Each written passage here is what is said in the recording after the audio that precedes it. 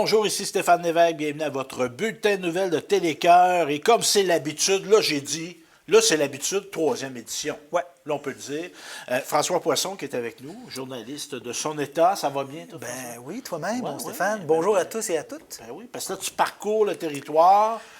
Puis là on va en parler un petit peu. Là. On était en train d'élaborer un concept. Oui. C'est quoi que tu es en train de travailler, de réfléchir à là? Les gens sont habitués à voir l'info et l'info express. Donc, l'info, c'était 3 caméras, un caméraman, tout ça. Un show de chaise, on va dire. Oui. L'info express, c'est le reporter sur la route avec son téléphone, on filme. Bon.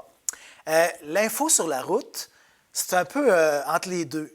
Donc, il y aura un caméraman qui va accompagner le reporter, caméra à l'épaule, et là, on se promène, puis on ramasse des sujets là, en parcours, en cours de route. Ben oui. Puis on a déjà ciblé des choses. Oui, ben oui. Puis tu vas te déplacer à Sainte-Monique-Parisville le 16 Ouais, la fête des septembre. voisins, la fête automnale. Ben oui. Fait que, ouais. Donc, c'est ça. Puis s'il y a des gens qui ont des événements à faire couvrir, des choses à faire découvrir, parce qu'il n'y a pas obligé d'avoir un événement. Tu sais, on pourrait, dans le cadre de l'info sur la route, François, tu pourrais aller dans un commerce, aller chez quelqu'un qui a quelque chose à montrer, à présenter, etc.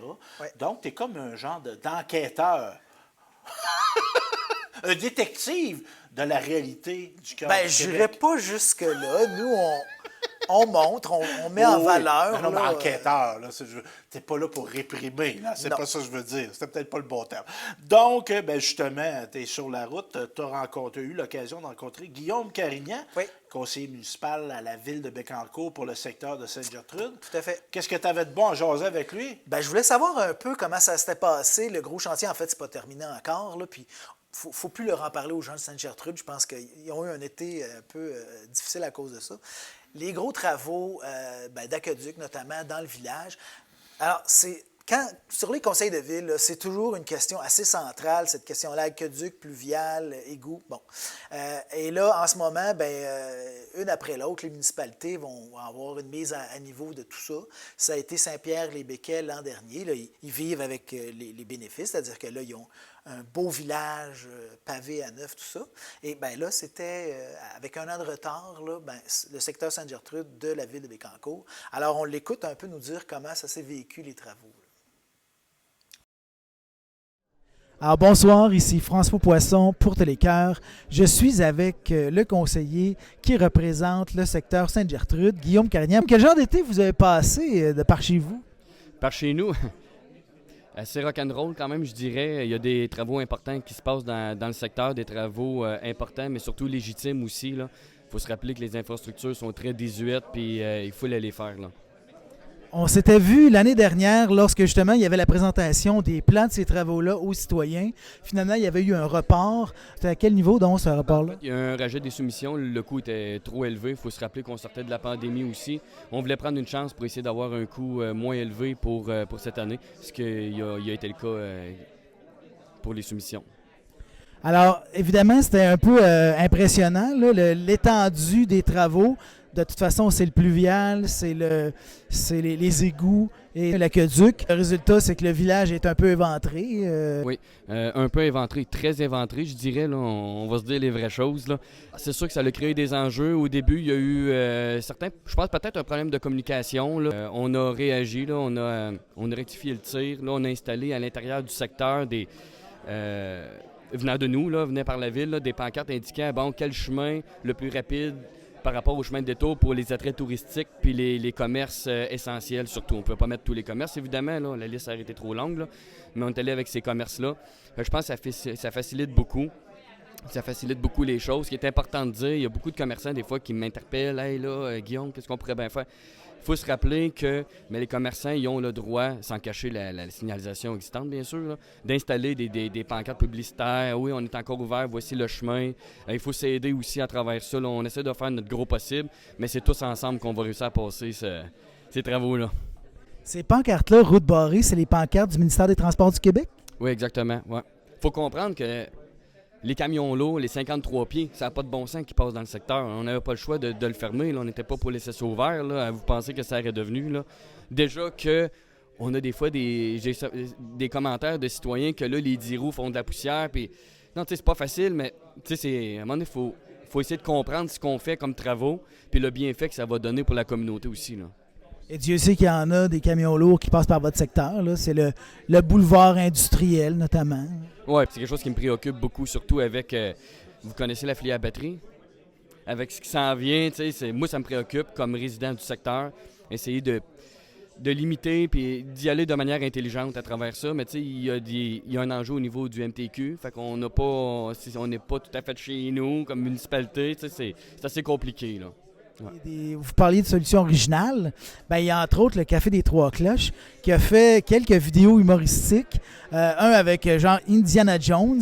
L'autre, ça annonce en même temps le concours de menterie qu'il va y avoir chez vous là, au mois de septembre. Bon, on fait un rappel sur le fait que le village n'est pas fermé. Il y a des routes de contournement. Le message passe bien, c'est humoristique. Puis c'est des visages connus. Sylvie et Isabelle font un travail incroyable. J'ai fait une publication justement à Facebook cette semaine aussi, pour la boulangerie La Gertrudoise. C'est barré pas mal en face de chez eux, c'est pas facile, mais il est dans un marché public en ce moment, il l'a annoncé, j'ai partagé. Le restaurant La Chevauchée, j'ai vu qu'ils ont installé des pancartes aussi au niveau de Sainte-Marie, un peu partout pour dire qu'on est ouvert. Ça, je salue ces entrepreneurs-là, puis j'invite le monde à faire pareil, là. Dans toutes les séances publiques, je le répète à tous les fois, les commerces sont ouverts, tout est ouvert, on peut aller partout par des petits chemins de détour. Puis à l'intérieur du secteur, on a tout bien identifié ça. Nous autres, à la ville, c'est ensemble, puis il faut continuer à s'épauler et à travailler en équipe.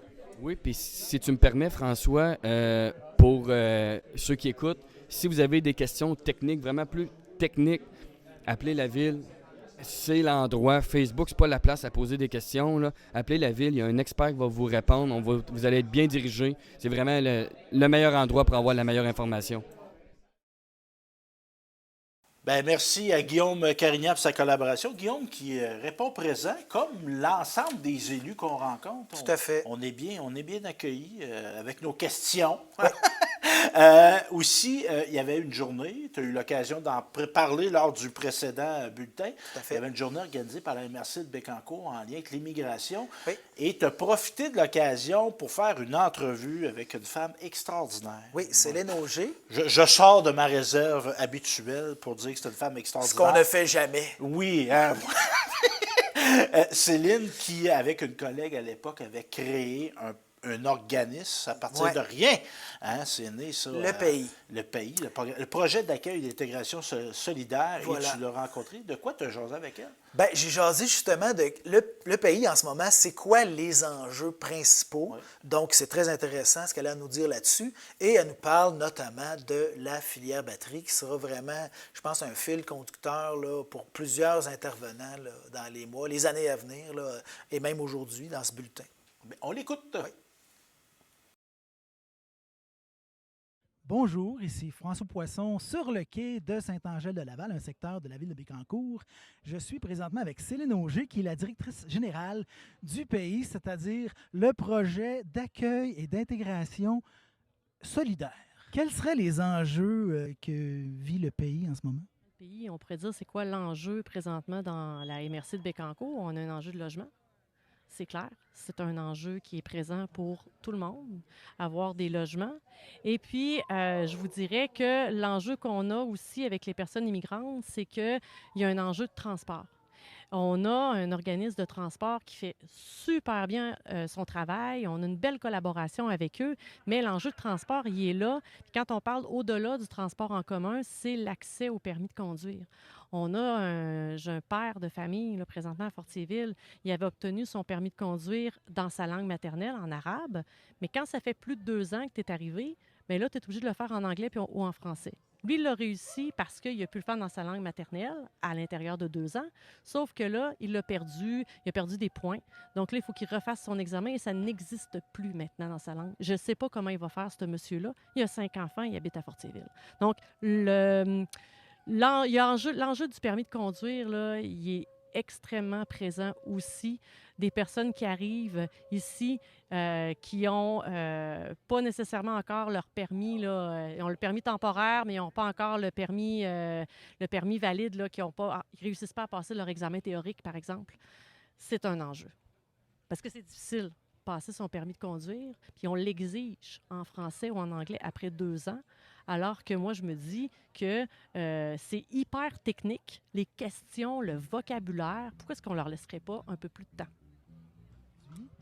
La prochaine grande réalisation pour le pays, ça serait quoi? En fait, la prochaine grande réalisation, vous me direz, prochain grand enjeu, je vais vous le nommer comme ça va être tout ce qui va toucher la filière batterie. Ça s'en vient. Les gens commencent à arriver l'automne prochain. Nous, on est présents sur le territoire.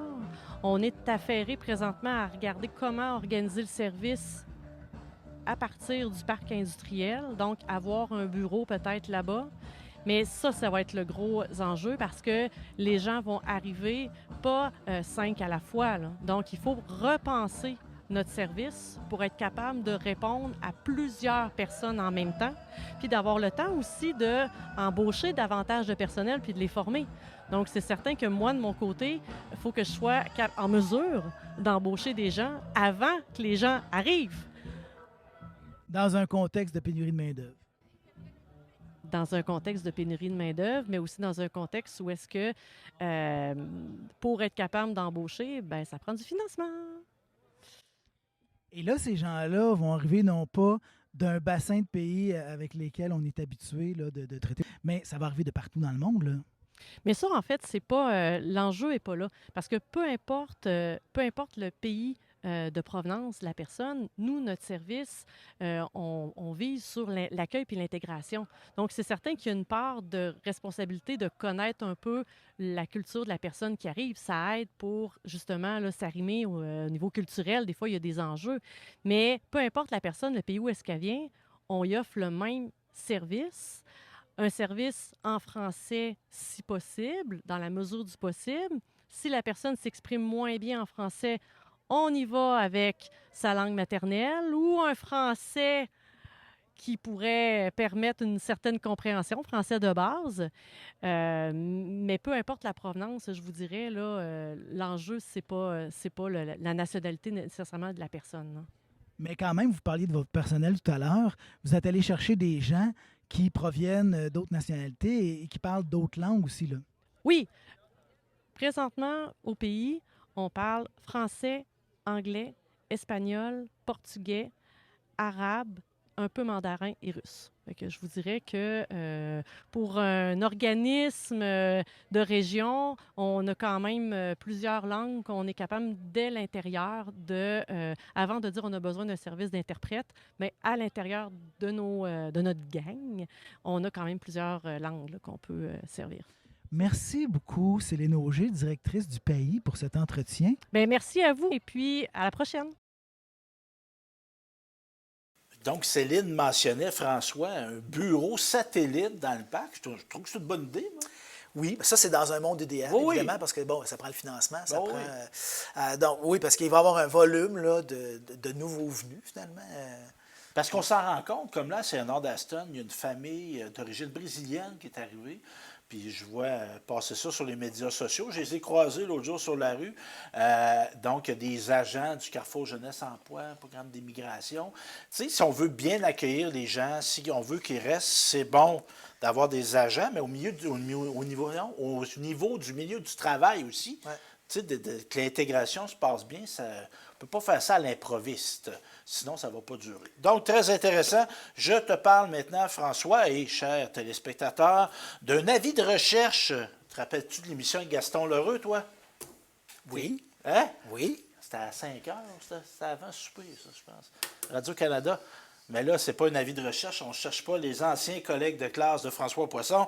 On cherche plutôt les anciens présidents de la Chambre de commerce de l'industrie du cœur du Québec.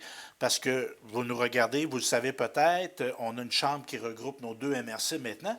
Mais il y a déjà eu à une certaine époque une chambre à Nicolette, une chambre de commerce, et il y en avait une à Saint-Léonard d'Aston. Et je pense qu'ils se sont déjà réunis où on est en ce moment. Oh. Ouais. Dans l'ancienne caisse populaire. Exactement. Oui. J'ai déjà eu écho de ça. Donc, on cherche les anciens présidents. Si vous en connaissez, si vous en êtes un, vous pouvez contacter la sympathique Marie-Ève Michel, directrice générale de la Chambre de commerce, au 819-294-6010. Et là, je te fais Saison de hockey, François recommence bientôt. Passe sa palette. Tu as eu l'occasion de la rencontrer, Marie-Ève? Oui. toi? Oui. Et là, ben, tu me parlais, quand j'ai vu ton sujet, là, avis de recherche pour la Chambre de commerce et d'industrie du Cœur du Québec, je pensais que c'était ce qu'avaient publié sur leurs réseaux sociaux les gens de la Chambre. Oui. Ils cherchaient des fournisseurs parce qu'ils ont des besoins. Et là, ils cherchaient des fournisseurs de services parmi leurs membres, parmi des commerces, des industries d'ici. Je pensais que c'était à ça que tu faisais allusion. Ben non. Donc, j'ai enlevé du reportage qui va suivre la mention à cette chose-là. Mais ce qu'on voit là, c'est ce qui était l'objet finalement de ce déplacement-là vers le lancement de programmation de la Chambre de commerce et d'industrie du Cœur du Québec pour 2023-2024. Et ce qu'on ne verra pas non plus dans mon reportage, c'est que là, on a fait allusion à une grosse annonce qui arriverait début 2024 concernant aussi la filière batterie. Alors ça sera à suivre. Puis juste, tu me permets, pourquoi on cherche les présidents? J'ai oublié de le mentionner, Ouais. excusez. C'est qu'on va célébrer le 50e anniversaire, le 29 novembre. Tout à Pour fait. ça. Donc, on écoute Marie-Ève qui nous parle de la programmation. On l'écoute à l'instant. Ici François Poisson pour Télécœur. Je suis avec Marie-Ève Michel, qui est la directrice générale de la Chambre de commerce et d'industrie du Cœur du Québec. Grosse soirée ce soir. Vous présentiez votre programme pour, en fait, 2023-2024. Exactement. On a accueilli plusieurs entreprises, organisations de la région sur le territoire, puis on a présenté notre saison à venir. Puis je pense que les gens semblent très, très apprécier ce qui s'en vient. En tout cas, il y a beaucoup de gens. Je ne sais pas de combien est votre membership. Là. Bien, on a que... Au niveau du membership, bien, pour ce soir... Ce soir, il y a à peu près 75 personnes. Exactement, on a environ 75 personnes. On est très contents de la présence des gens, là. Je voulais juste me faire une idée d'un ratio par rapport au membership. Vous êtes un tannant, vous? Ben, je suis un journaliste. Oui. Au niveau du membership, on est à plus de 200 au niveau du membership. Les gens ont répondu à l'appel, puis je pense qu'ils étaient curieux parce qu'en fait, étant nouvelle directrice à la Chambre, les gens voulaient voir qu'est-ce qu'on allait livrer. Puis clairement, par leur présence, puis ils n'ont pas quitté. Donc, c'est encore parfait. On va les garder avec nous, puis je pense qu'ils sont contents. Programmation quand même assez étoffée. Beaucoup de nouveautés par rapport à ce qu'ils faisaient auparavant. Au niveau de l'événement, déjà, on a le golf qui est de retour, qui avait pris une pause depuis déjà quelques années. Et puis, maintenant, on va avoir un bal pour clôturer la saison de la Chambre. Puis, là, j'ai parlé aussi d'un voyage qui va être qui va avoir lieu. Donc, voilà. Là, 2 tables rondes, recrutement international, innovation. D'en avoir 2 comme ça dans une programmation de saison, est-ce que c'est nouveau? À ma connaissance, oui, c'est quelque chose qui est nouveau, mais je pense aussi qu'on est à l'écoute des membres, de ce qui se passe sur le territoire. On a la filière batterie. Il y a de grands joueurs actuellement. Il se passe beaucoup de choses. Donc, la Chambre se doit d'être innovante, puis de répondre aux besoins criants de main-d'œuvre et d'outiller nos entreprises pour être capables de livrer à leur tour. Là, vous avez une petite équipe. Vous avez un CA qui est impliqué. On a vu des membres ici ce soir. Qui, là-dedans, là, a contribué à cette programmation-là? Bien, en premier plan, là, je vais nommer ma directrice adjointe, Alison Michaud.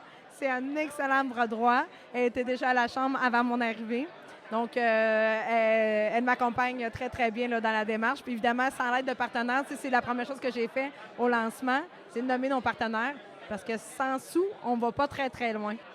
Quand on arrive en poste comme ça, un poste de direction particulièrement, on veut mettre les choses un peu à sa main, donner sa couleur. Alors, la couleur de Marie-Ève Michel, ce sera quoi, là? C'est certain que la couleur, je déteins absolument sur cette programmation-là parce que je viens du milieu des affaires. Donc, il faut brasser des affaires. Il faut outiller parce que souvent, on peut le voir, là, notre territoire, on a énormément de PME, on a des grandes entreprises, mais souvent des gens d'affaires qui ont plusieurs chapeaux. Donc, puis ils n'ont pas toujours les ressources en entreprise, donc il faut être capable de bien les accompagner. Donc, à suivre. À suivre, c'est un autre rendez-vous. Donc, un beau lancement qui avait lieu, c'était au Quai des Brasseurs. Au Quai des Brasseurs, Ben tout à oui, fait. ben oui. Ouais. Puis la Chambre de commerce, on voit une belle vitalité. Hein? Il y avait des gens, il y avait des Il y avait gens beaucoup de présents. monde. Oui. Et c'est très drôle. Je demande la question, c'est quoi votre membership par rapport aux gens présents? Puis, bon, régulièrement, là, tu fais un événement sur Facebook, les réseaux sociaux, tout ça, tu t'attends à avoir à peu près 10 de retour. Ouais, tu sais. ouais. Là, c'était largement au-dessus de ça. Donc, vraiment, je pense qu'il y avait une curiosité des gens. C'est un bon signe. Puis j'ai eu quelques discussions, moi, avec Marie-Ève, parce que dans la vie, je suis un entrepreneur aussi. Mais pas, je m'appelle un entrepreneur communautaire. Ah! C'est ça. La télé, c'est un projet entrepreneurial, entre autres. Puis je lui mentionnais parce que ce que je trouvais intéressant, c'est de cibler. Parce que des fois, on pense industrie, commerce, on pense grosse entreprise de 20 employés et plus. Mais tous nos travailleurs autonomes, c'est des entrepreneurs aussi. Puis d'être membre d'une chambre comme ça, de se réseauter, c'est toujours une bonne idée. Ouais. Même si on pense qu'on n'a pas une grosse entreprise. Par exemple, je pense aux gens qui sont dans le domaine des services, les coiffeuses, les gens qui font du graphisme, etc., etc. Donc, ça peut être une belle idée de s'impliquer. Je te parle, François, maintenant de Saint-Wenceslas. Oui. Village voisin d'ici, et son maire, la municipalité, par la voix de Réal Deschênes, le maire. Et moi, je vais cette semaine, je te dis, François, je l'ai dit aux téléspectateurs, je vais à l'école Jean 23 rencontrer la prof de musique, Guimont. Comment elle s'appelait donc? Marilyn, la sœur de Danny. C'est une famille de musiciens, ça. Et je vais la voir pour un reportage qui va concerner l'école. Et moi, j'ai hâte de dire l'école Réal Deschênes et Francine Lafont. Oui. Oui, j'ai hâte de dire ça. Parce que Jean 23, là, Jean 23, peut-être un bien bon gars, mais il n'est jamais venu à Saint-Wenceslas, puis il n'a rien fait pour Saint-Wenceslas. Tandis que Francine Péréal, si on a une belle option musique à cette école primaire-là, qui est exceptionnelle à travers le Québec, c'est grâce à ces deux musiciens-là de grand talent, ces éducateurs-là. Fait que, à toutes les occasions que j'ai, je dis, on devrait nommer cette école-là, l'école Réal Deschênes et Francine Lafont. Donc, qu'est-ce qu'on a fait à Saint-Wenceslas? On n'a pas encore nommé l'école, on n'a pas changé encore le nom, mais on a adopté une charte municipale de protection de l'enfant. Et je le vois dans tes yeux, François, ça sonne des cloches dans ta tête. Bien, c'est sûrement un petit, si on veut, de l'initiative qui part de Fortierville, de sa mairesse Julie Pressé. Alors, c'est là qu'avait été lancé ce mouvement-là là, de charte municipale de protection de l'enfant. Donc, et avec la volonté que ça se répande partout au Québec, et c'est en train d'arriver, et c'est tant mieux.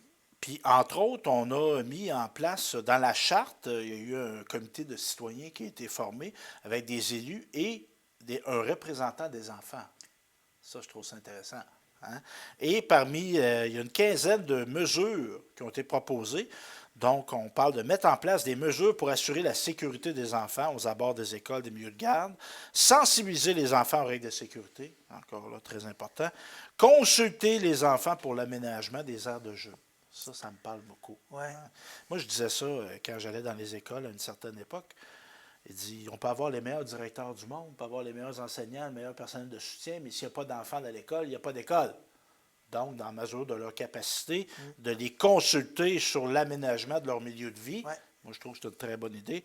Informer les citoyens des signes de maltraitance pour les sensibiliser à exercer un rôle de vigilance. Hein, la fameuse phrase... le proverbe africain, François. Ça prend un village pour élever un enfant. Exactement. Donc, une vigilance à avoir. Distribution d'un guide de ressources municipales et communautaires dans les foyers de la municipalité. Conclure des ententes de services avec les municipalités voisines pour bonifier l'offre des services.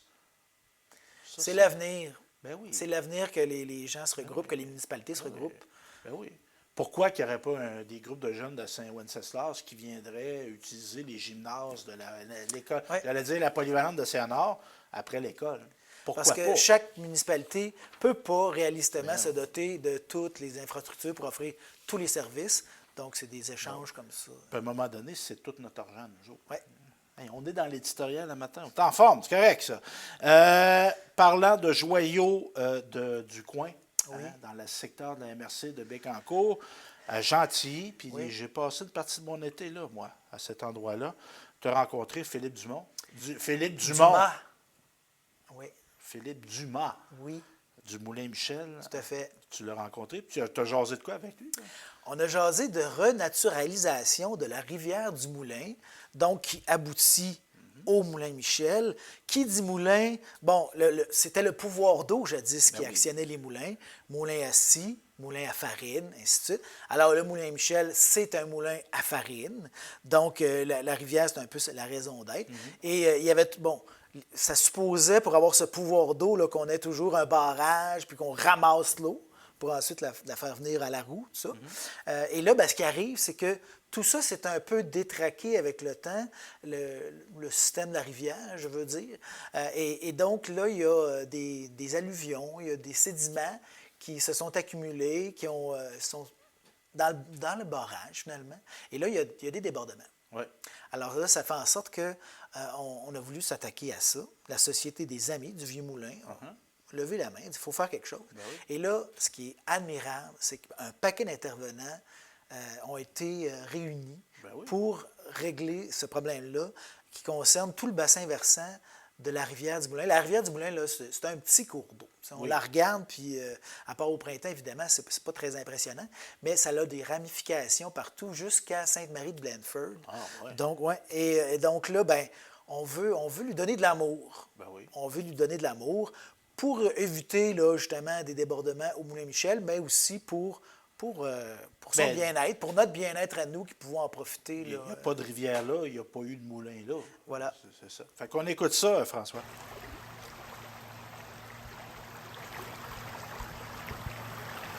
C'est un projet qu'on voyait à la base énorme parce que ça vient d'un problème, oui, spécifique au moulin, du débordement du barrage. Après ça, la première chose qu'on pense, c'est de venir creuser le bassin pour éviter que ça se reproduise. Et ces sédiments-là proviennent d'où? Puis comment on fait pour pas qu'ils se retrouvent dans le bassin? On a beau faire les aménagements qu'on veut, mais si on n'élimine pas, entre guillemets, le problème à la source, on va être continuellement en train de le faire. Donc l'an dernier, on était à ce stade-là. On se disait, OK, bon, ben il va falloir commencer à parler aux producteurs agricoles, parler aux multiples intervenants qui ont pris la parole aujourd'hui, mais c'était pas encore concret. Puis là, d'arriver aujourd'hui avec, 18 producteurs agricoles, 5 organisations, 7 bailleurs de fonds, autant du milieu que gouvernemental, et d'annoncer vraiment une mise en chantier, une mise en action dès l'été prochain de la renaturalisation de la rivière, bien, c'est devenu central dans notre mission de s'intéresser à l'entièreté du bassin versant avec tous ces partenaires-là. Nous, en tant que représentants de l'UPA, on est porteur d'un projet régional qui vise l'accompagnement des producteurs vers une meilleure gestion des cours d'eau et des bandes riveraines. Donc, on va dédier un de nos agents en agro-environnement qui va venir rencontrer les producteurs agricoles du bassin versant de la rivière du Moulin. Notre agent a caractérisé le cours d'eau. Et les producteurs ont été rencontrés. Un questionnaire a été rempli avec eux autres pour voir leurs intérêts, leurs pratiques agricoles. Ils sont considérés comme les experts du terrain. Donc, la prochaine phase, ça va être de faire une rencontre avec tous ces producteurs-là, leur expliquer un peu les nouveaux concepts d'espace de vie de cette rivière-là, les principes d'hydrogéomorphologie qui sont assez nouveaux. Donc, on va expliquer ça aux producteurs, puis on va sonder leur intérêt à diverses approches, divers aménagements qui pourraient être réalisés chez eux. Puis c'est à partir de là qu'on verra leur intérêt. Alors, vous allez aller sur le terrain. Oui. En fait, on a déjà même commencé à aller faire la caractérisation de milieux naturels chez certains propriétaires de ces milieux-là dans le bassin versant. Puis à la suite de cette caractérisation-là, en fait, on a tout ce qui est intéressant, ou s'il y a des menaces, ou on va vraiment tout noter pendant cette caractérisation-là. Puis on remet un document, un cahier du propriétaire au propriétaire, dans lequel il va retrouver l'ensemble des informations puis des suggestions aussi pour favoriser l'utilisation durable de son terrain. Et vous, c'est ceux qui ne sont pas producteurs, parce que là, l'UPA s'est chargé d'aller rencontrer 18 producteurs, soit agricoles ou forestiers. Exact. Vous, c'est les autres. Et c'est défini selon 3 grandes catégories, si je ne m'abuse. Oui, exact. Dans le fond, il y a, sur le bassin versant, c'est majoritairement des propriétaires de forêts et de milieux humides. Mais si jamais on a aussi des terrains comme des milieux ouverts, comme des friches, ou c'est ça, qui sont pas exploités, bien, on peut aussi là, rencontrer le propriétaire puisqu'il y a des espèces intéressantes, en fait des espèces en déclin qui vont utiliser ces milieux-là aussi. Fait qu'on va donner ces informations-là aux propriétaires. Vous avez dit plusieurs choses qui m'ont interloqué. Allons-y. Vous avez parlé d'excaver en partie la plaine inondable. Et vous avez parlé aussi de mettre de l'obstruction dans le cours d'eau pour ralentir le flux. Effectivement. Donc, dans le type de solution qu'on cherche à mettre en place, je l'ai mentionné, on cherche à renaturaliser les cours d'eau et non pas les artificialiser davantage. Donc, parmi les solutions possibles, c'est celle d'excaver des plaines inondables qui étaient présentes auparavant. On ne va pas toutes les restaurer comme elles étaient, mais on peut en restaurer une partie, puis elles vont jouer ce rôle qu'elles avaient, donc de retenir l'eau et les sédiments dans le système. Donc ça, c'est une des types d'actions qui peuvent rencontrer l'approbation des agriculteurs quand il n'y a pas de perte de superficie pour leur production agricole. L'autre solution est encore plus, j'ai envie de dire, innovatrice, parce que ça se fait à peu près pas actuellement au Québec, c'est celle d'ajouter du bois mort dans les cours d'eau. Ça va ralentir les processus d'érosion, ça va ralentir aussi le transit des sédiments dans le milieu. Puis en même temps, on a beaucoup de gains écologiques. Là. Le bois mort, c'est probablement la solution qui coûte le moins cher et qui a le plus d'impact positif d'un point de vue écologique. Là, je pense entre autres à la biodiversité qui va profiter aussi de ces actions-là. Et vous avez parlé d'être à la recherche de solutions gagnant-gagnant. On peut penser à des solutions qui vont faire l'affaire du producteur agricole ou forestier et qui vont faire aussi l'affaire de l'ensemble de la collectivité qui profite des cours d'eau en meilleure santé. Chers téléspectateurs, vous avez devant vous un homme nerveux parce que je suis dans les préparatifs du concours de menterie, François. Moi, j'étais comme... On a filmé le concours de menterie. Tu as déjà assisté au concours de menterie? Ben, j'ai même interviewé Jean-Paul Pépin, Raymond Cormier, parce qu'on avait fait Pascal Doucet qui avait gagné l'édition. Ouais. C'était magique. Evel Doucet. Oui. C'était pas Evel Conival, c'était Evel Doucet. Ça, c'était incroyable. Ça. Vous l'écouterez, toutes les émissions sont archivées.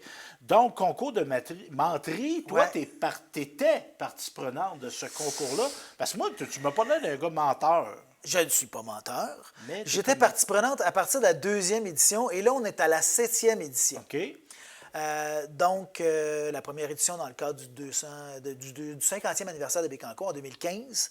Et là, la 7e édition, bon, évidemment qu'on a sauté des années à cause de la COVID. Puis là, moi, pourquoi je suis nerveux en passant, c'est parce que je participe. C'est ça. Je vais être menteur. Ben, je serais allé, je me serais rendu jusque-là, j'aurais dit ça. Il y a des nouveaux. Là, on a des vétérans, il y a des champions, là. Alors, ceux que tu vas affronter, tu as les frères Cormier. Guy et Raymond. Raymond, président de Patrimoine Bécancour. C'est comme les Hunters, ça?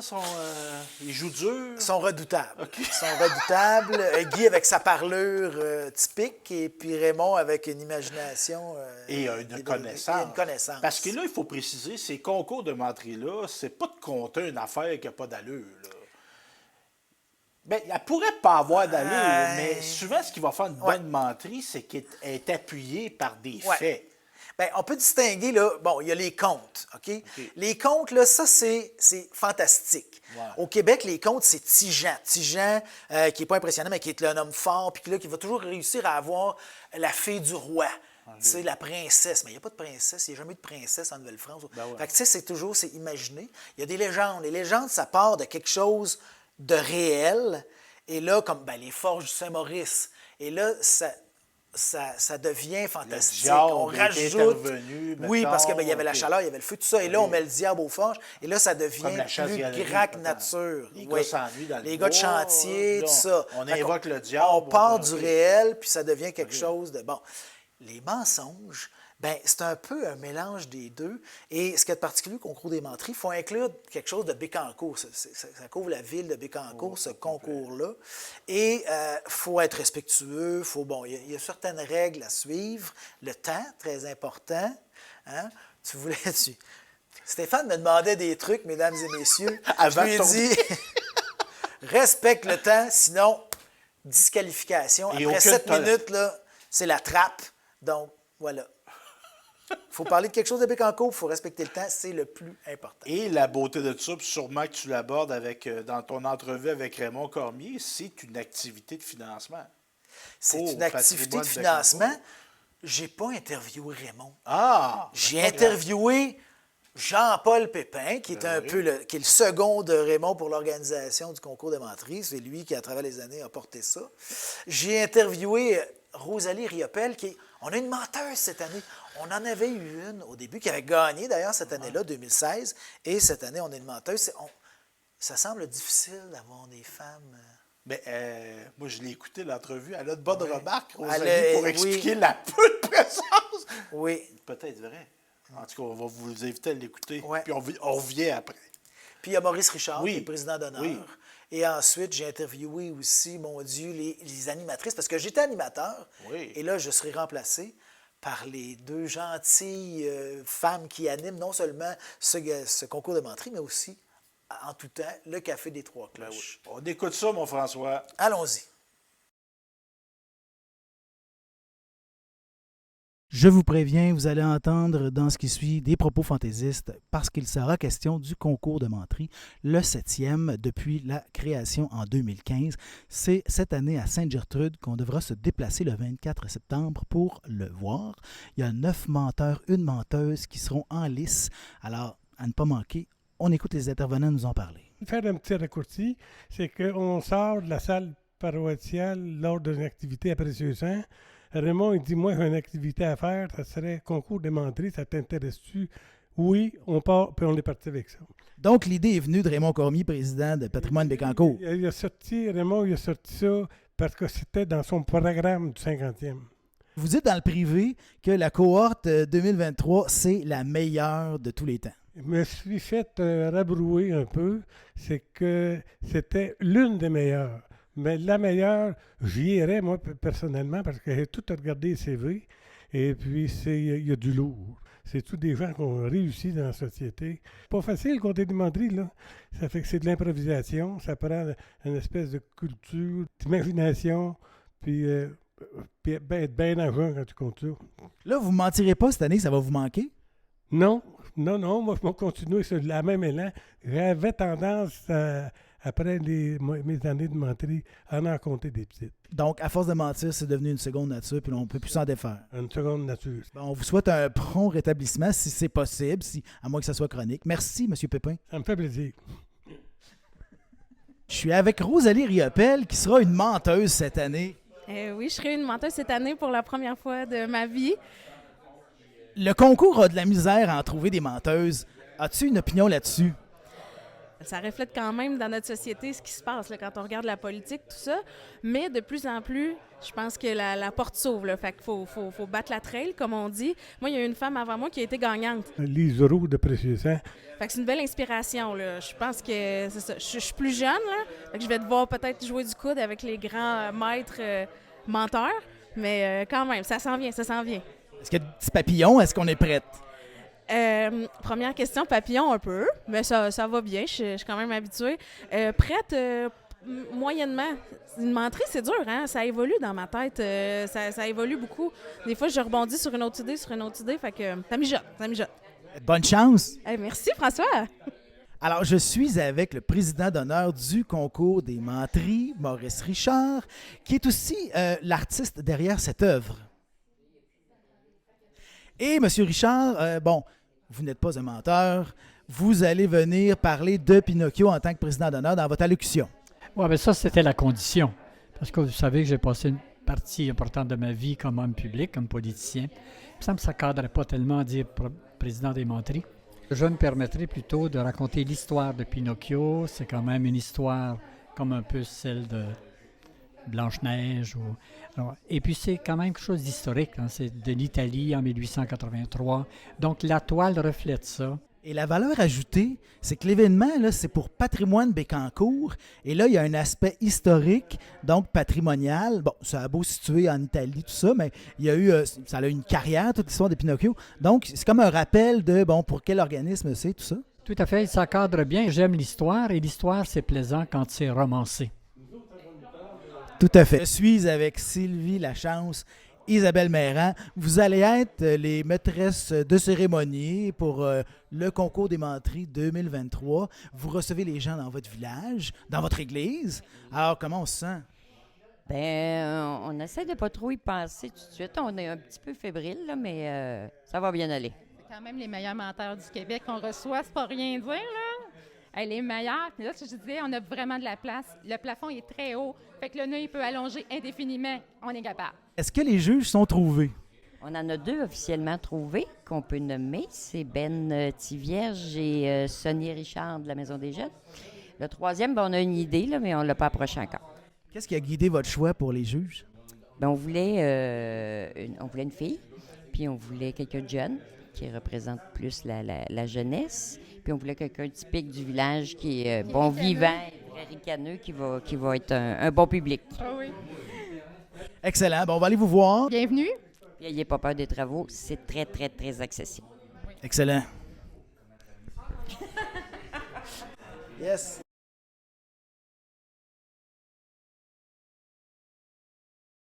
Parce que moi, François, je sais que tu étais un excellent animateur, mais je trouve ça le fun, moi, de voir Sylvie et Isabelle Mérand devenir les animatrices et avec ce lieu-là qu'elles animent de main de maître l'église, le Café des Trois Cloches. Voilà. Qui est l'ancienne sacristie de l'église de Sainte-Gertrude. Ouais. Qui devrait peut-être être un mode à suivre. Je pense d'appropriation de tout ces à lieux-là. fait. Je pense que ça va amener des idées à beaucoup de paroisses, de fabriques, pour se lancer dans quelque chose de similaire. Donc, Sylvie, Isabelle, fait que là, je suis un peu nerveux, je sais pas, là. C'est je vais correct. vous confier, là, j'avais une menterie parce qu'ils m'ont demandé, j'ai dit oui lors de l'édition l'année passée. Puis là, jusqu'à là, un mois, j'avais une menterie. J'avais commencé à écrire ma menterie. Puis là, j'ai changé. Et une illumination, j'ai changé ma menterie. Pour une meilleure. Ben, j'espère que les gens vont Je le l'apprécier. souhaite. C'est un peu nerveux pareil. En tout cas, ça devrait bien aller. Ben, je vais essayer de rester naturel. Mais en mentant. T'as du bagou. Oui! Que... Mais c'est parce qu'il faut que ta menterie soit bonne. C'est sûr. Parce que, menterie, j'ai volé une gomme au dépanneur, c'est pas vrai. C'est un peu plate comme menterie.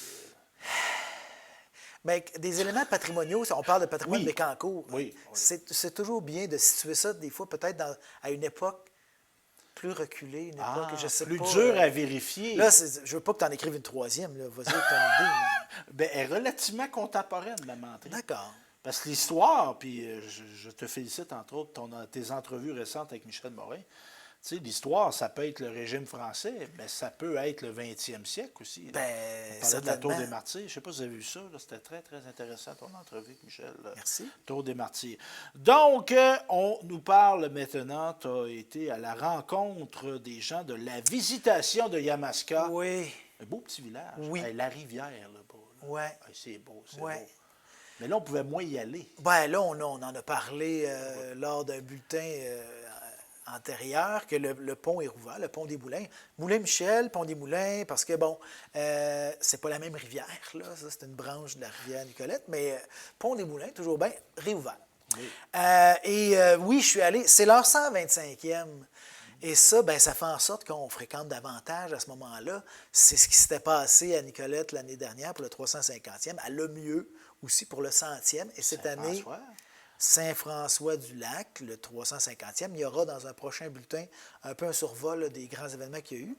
Et bien là, on va voir un peu des coups de cœur, là, les premiers 6 mois des activités du 125e de la Visitation. Et j'ai adoré aller à la rencontre des visitandins, des visitandines. Et on apprend de la bouche. Comment tu dis ça? Les visitandins et les visitandines. Bien, Colin, moi, je viens d'apprendre quelque chose. Voilà. Moi, je les aurais appelés les visiteurs. Mais tu ne peux pas être visiteur dans la place que tu restes. Et j'en parlerai dans un prochain C'était hier avec leur ancien curé. Ah! Ouais. Donc, nul autre que Jacques Duhem. Ah, il a exercé la prêtrise. Oui, et il a écrit le livre lors du 100e anniversaire sur la Visitation de Yamaska. Donc, j'ai adoré rencontrer ces gens-là. Puis, on entend les membres du conseil municipal nous vanter leur village, pourquoi c'est si cher à leur cœur. Super. On regarde ça, mon François.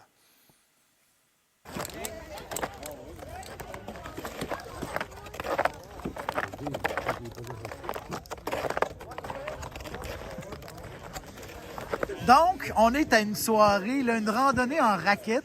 Oui, pour notre 125e. Quand j'ai pris le mandat d'être maire, je me suis aperçu qu'on fêterait le 125e pendant mon mandat. Ouais, je suis agriculteur. Okay. C'est quasiment rendu un sideline d'être agriculteur. Je suis quasiment plus maire que...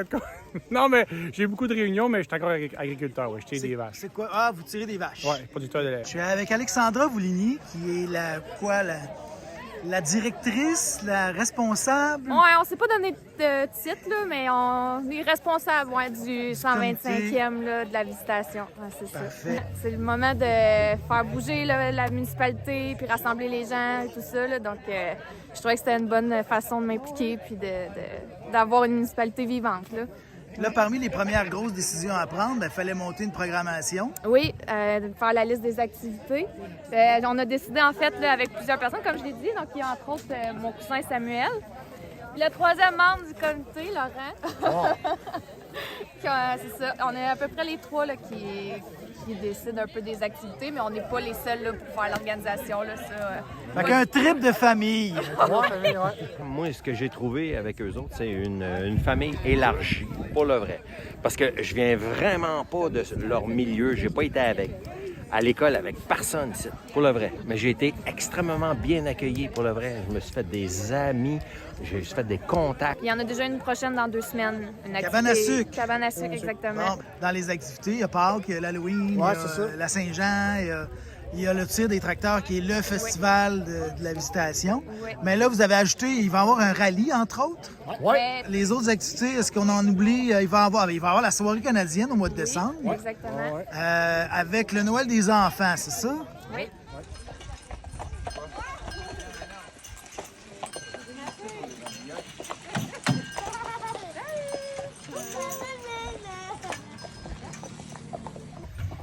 Comprends-tu, là, à la cabane à sucre? On est été, là. Elles sont où, les siennes? Ils sont toutes là-dedans.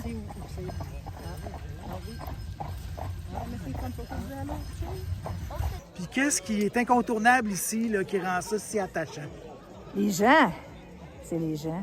Ben oui, c'est du monde chaleureux. Sérieusement, tout le monde se tient. C'est comme une grosse famille. C'est un petit village, mais quand même des gens sympathiques, chaleureux. Le coin aussi, les paysages, écoute, les levées de soleil, les couchers de soleil, c'est toujours super beau. Tout le monde se connaît, tout le monde participe. Fait que je trouve que l'entraide aussi. Puis beaucoup d'autres fois, dans le temps, quand il y avait un feu, tout le monde allait donner une corvée. On a travaillé 3-4 jours gratuits puis, pour aider les familles. Ça a toujours été resté. Oui, l'esprit d'entraide est fort, puis on se rassemble facilement, puis on fait les tirs d'attracteurs durant l'été. On a toujours plein de bénévoles de la visitation qui viennent nous aider. On a des anciens qui reviennent nous aider aussi dans ce temps-là, donc qui ont gardé le sentiment d'appartenance. Que, je pense, oui, la fierté d'être ici, le sentiment d'appartenance est bon.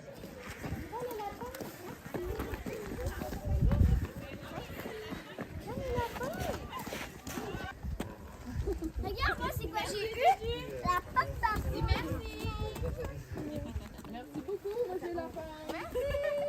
Est-ce que c'est bon, Théâtre? C'est qui est dans le lapin? Coucou! Oh!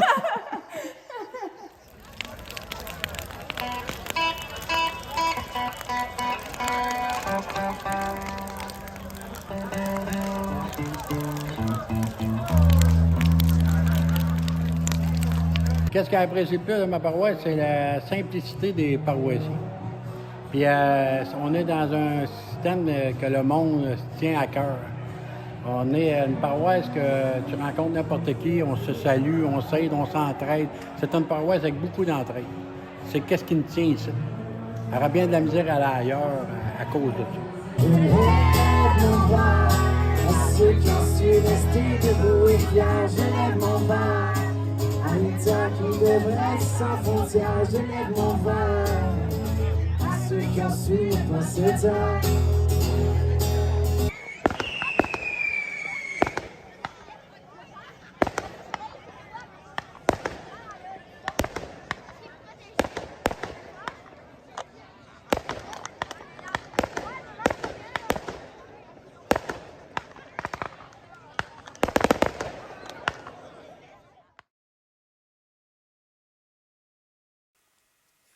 Tantôt, je vous ai fait un avis de recherche concernant les anciens présidents de Nicolet, de la Chambre de commerce et de Saint-Henri-d'Aston. Là, je vais vous parler encore une fois de Saint-Henri-d'Aston pour vous inviter au 21e, quand même. 21e souper bénéfice pour la Fondation médicale Jean-Pierre Despins. Et ça a lieu le 21 octobre. Et c'est un souper bénéfice qui vise à récolter un montant de 100 000 $ quand même.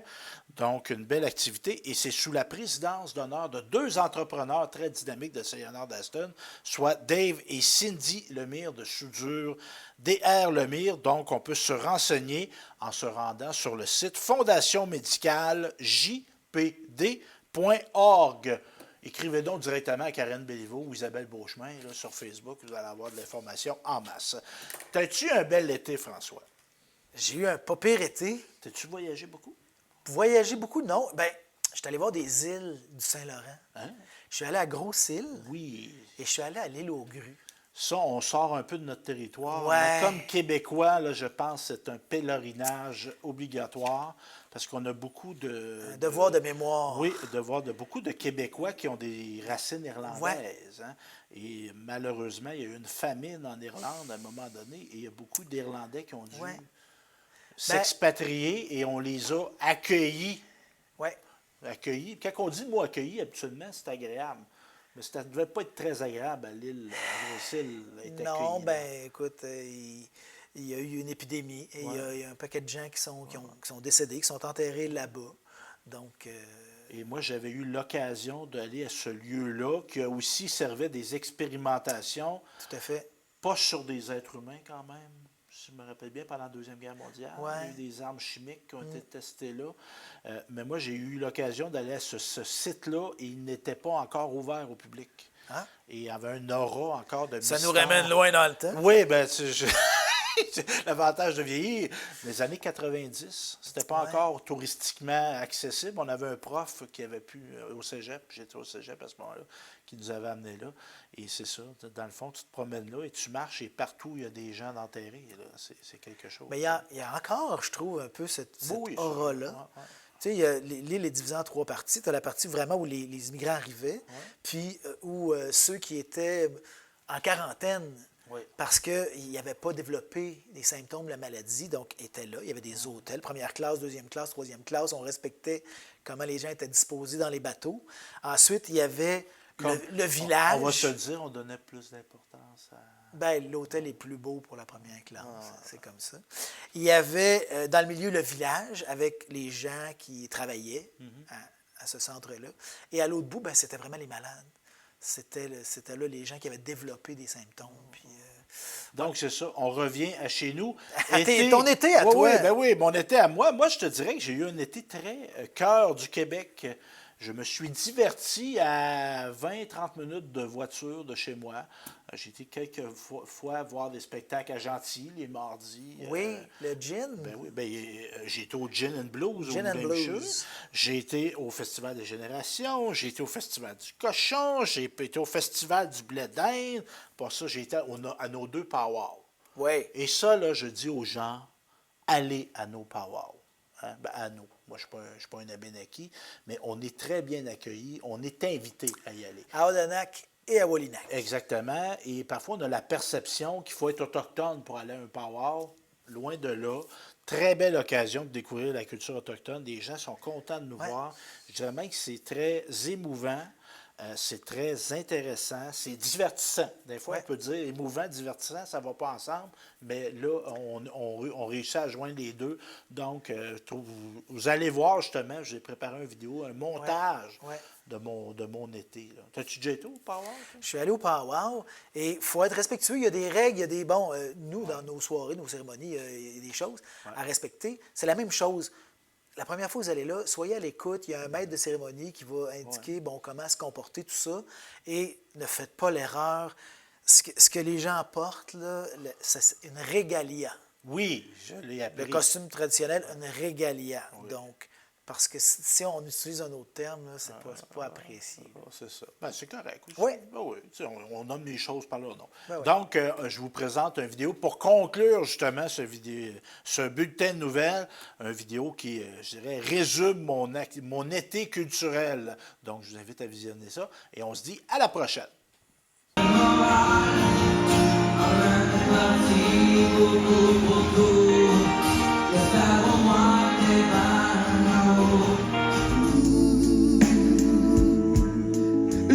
fancy whiskey. You're as sweet as strawberry wine. You're as warm.